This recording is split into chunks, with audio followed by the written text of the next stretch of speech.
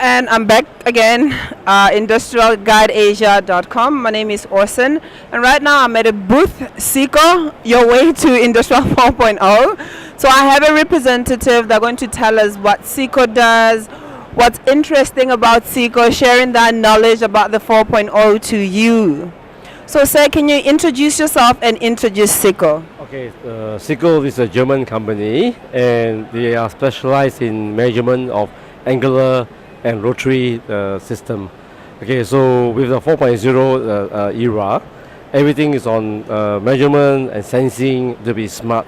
So we are in that era in a way to provide the kind of sensing to allow the machine to be smart and intelligent.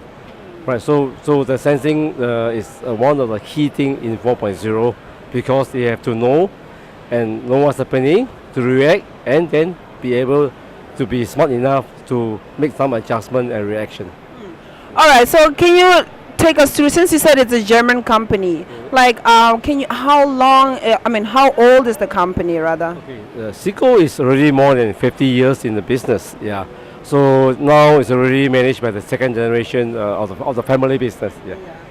All right. So in the 4.0 industry, what does it specialize in? Okay, I think as what I mentioned, they are specialized in sensing and measurement. So 4.0 normally is a kind of intelligent and smart concept where the machine is smart enough to know what's happening.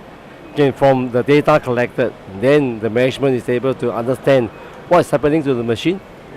All right. So how are you setting your products different from other companies? Because there's a lot of people who come up with like intelligent products. So what kind of technology do you use, and how are you separating yourself from them?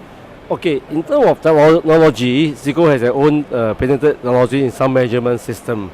Okay, at the same time, they are also in the category as a group like what you see on the board. We have the Profinet, EtherCAT, PowerLink, and so on.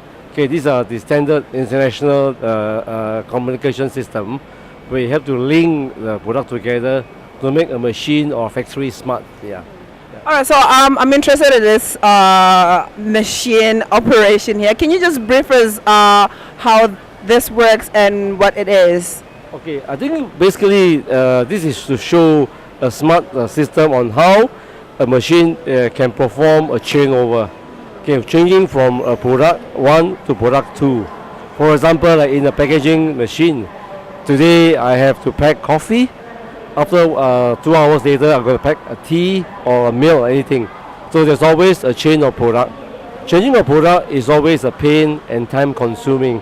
Right, so and sometimes there's mistake made by the labor itself.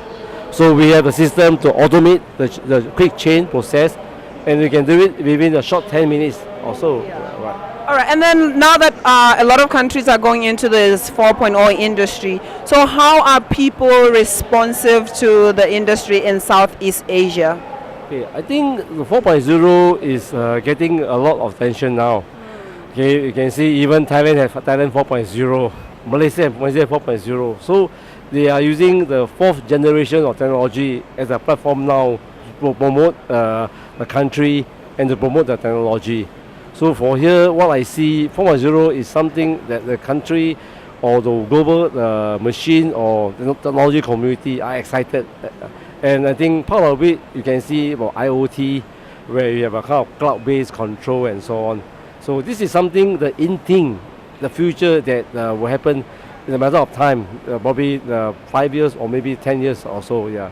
So you mentioned the future. That was my next question. So how do you see the future in the next 5-10 years in the industry? Okay, what I see is what many people are talking about: smart factory, smart machinery talking to machinery, and then from the management point of view, I'm able to manage and control my factory anywhere, any part in the world. Okay, by a click of the button or by getting information about OEE, which is output of equipment efficiency. That means I'm able to know how efficient is my equipment, how it operates, and how efficient is my operation. One final question, like the challenge in the industry, like what could be challenges that you're facing? Yeah. Okay, the challenge is always the resistance of the people to change. Okay, that is always the pain. And second thing is also the labor point of view. Some countries are still protecting the labor jobs and so on, but then some country, because of the labor cost is getting up higher and higher, they have no choice. They have to move along with the industry to make the changes and to be more efficient and productive to compete in the world. Yeah. Okay, thank you so much, Mr. Tan, for the interview.